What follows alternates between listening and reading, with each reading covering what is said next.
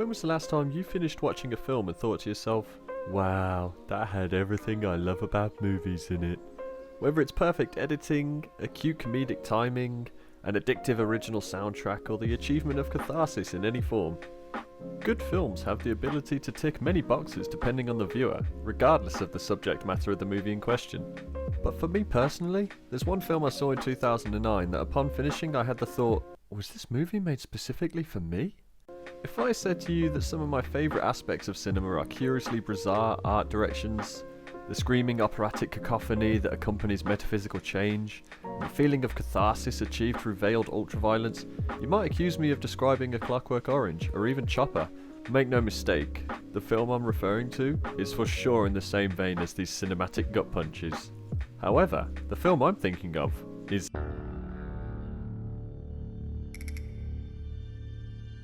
Now when you hear the name Bronson, you might think of the movie star from which the name originated, or if you're into good music, maybe you're picturing Action Bronson.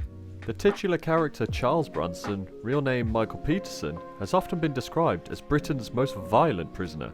But for those fully unaware, I'll give a cursory run through on his criminal exploits.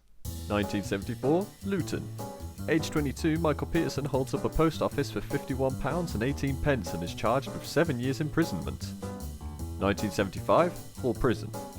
Attacks 2 prisoners and a prison guard without provocation, 6 months added to his sentence. 1976, Wakefield Prison. Destroys a workshop and fights another prisoner, 9 months added to his sentence. 1977, Parkhurst. Tries to dig his way out of his cell through a tunnel he built, 4 months in solitary. 1978, Broadmoor Asylum. Breaks out onto the roof of the establishment for a rooftop protest twice, rioting for 3 days causing £250,000 worth in damage. Gets himself transferred to Ashworth Asylum where he stabs a man with a ketchup bottle for making sexual advances towards him. Okay, I could legit go on for another 20 minutes, but you get the point, right? He is a very violent individual. Now, despite spending so much time in solitary, Charles Bronson has never actually killed anyone at all. Not for lack of trying though.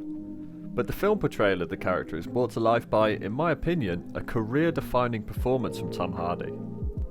Though the film has its moments of brutality, and make no mistake, they are brutal, it's also unknowingly one of the wittiest films I've watched. This film has impeccable synergy that grips you from the opening scene, with a mix of poetic music and ultra-violence shot with some of the tastiest lighting rigs I've witnessed.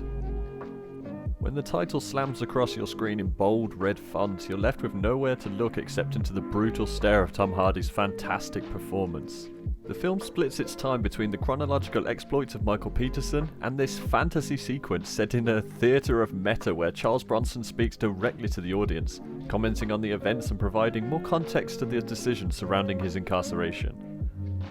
This is one of the best creative decisions they could have done with this film. I mean, if you're aware of who Charles Bronson is as a person, then this film feels authentic in its portrayal, even in the moments they're taking creative liberties in.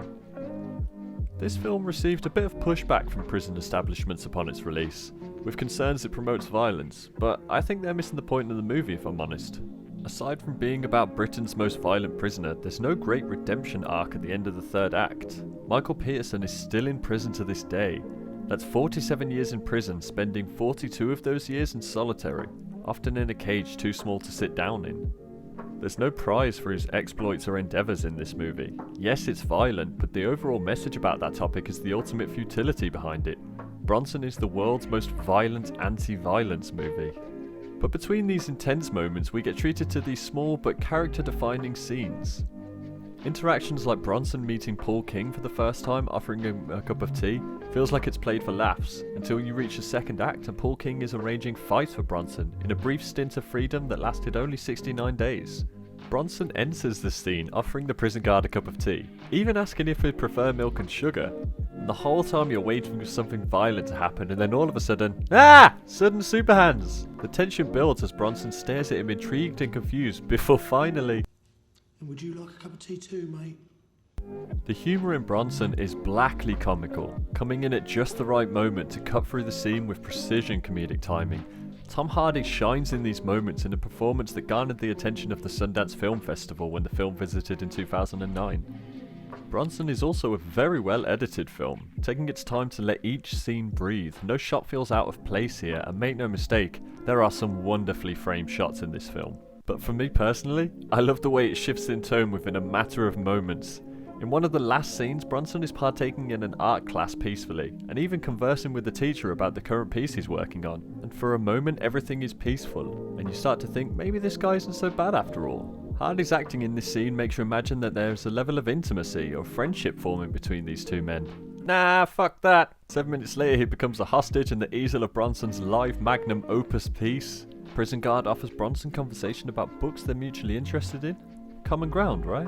Ah! Literally 25 seconds later, Bronson's butt naked, buttering himself up for a fight. But even in these moments of tonal shift, there's still humour, however terrifying it is. And in the movie's most meta moment, we're treated to an absolute barrage of Bronson as he describes how he actually feels about prison.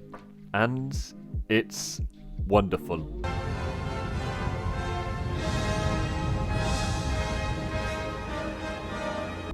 Back in 2009 when I watched this film, I fell in love with it, bought the original soundtrack and read the book. It's fair to say I'm a Bronson fan, of the character though not his criminal endeavours, don't get it twisted. But as far as larger than life real characters go, you'd be hard pressed to find a man who's as puzzlingly contradictive or hilariously violent as Charles Bronson. I love this movie. The real-life Michael Peterson loved this movie. It's an operatic epic poem of ultra-violent catharsis with black humour in spades. Director Nicolas Refn knocked it out the park with this one. His stylized eye combined with the right ear for a score led him to Sundance with this film, and it's not hard to see why. He followed up Bronson with Drive, another fantastic film that took Refn to Cannes Film Festival where he won the award for Best Director. But it was Bronson that caught my eye, reeling me in with its beautifully scored brutality, matching perfectly with its quieter moments filled with even better comedic timing than you find in most mainstream comedies. Bronson is a film that's undeniably brutal and unwittingly witty, much like the man himself, I guess.